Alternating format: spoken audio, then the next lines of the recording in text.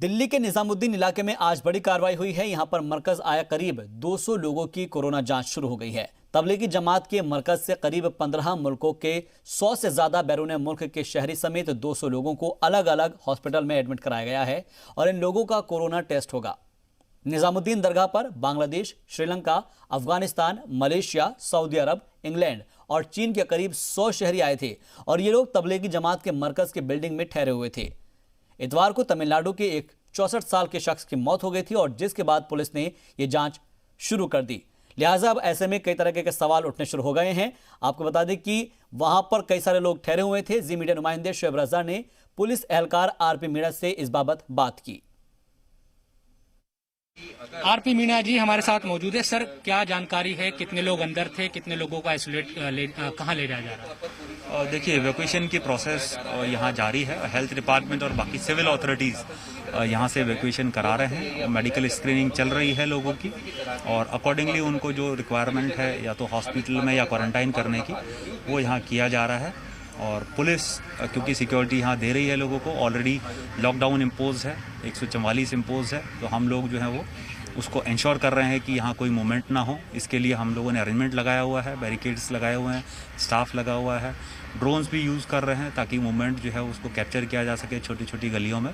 तो हम जो हमारी तरफ से हेल्प हो सकती है पुलिस की, वो प्रोवाइड कर रहे हैं बाकी सिविल अथॉरिटीज। सर, कितने लोग विदेशी हैं और कितने हमारे देश के हैं, कुछ इसकी जानकारी?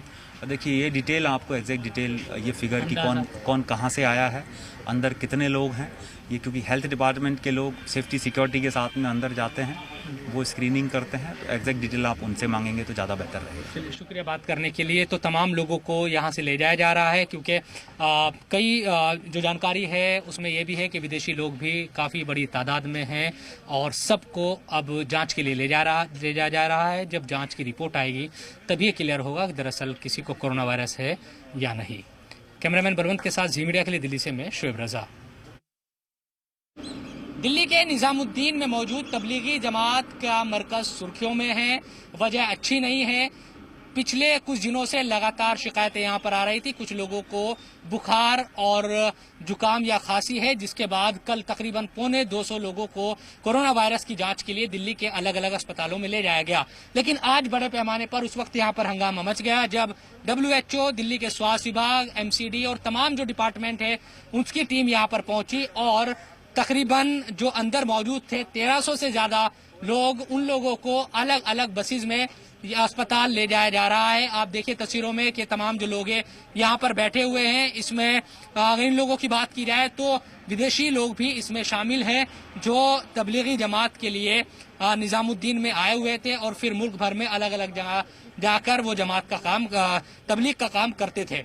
कुल मिलाकर ये कहा जा सकता है कि अब चैलेंज बहुत ज्यादा प्रशासन के लिए बढ़ गया है क्योंकि कोरोना वायरस का जो कहर है वो पूरी दुनिया में नजर आ रहा है। भारत भी उसकी चपेट में है और लगातार ये कोशिश की जाती रही है कि तमाम लोगों को एक डिस्टेंस के साथ रखा जाए, लेकिन पिछले कुछ दिनों से ये तमाम लोग एक साथ रहे हैं।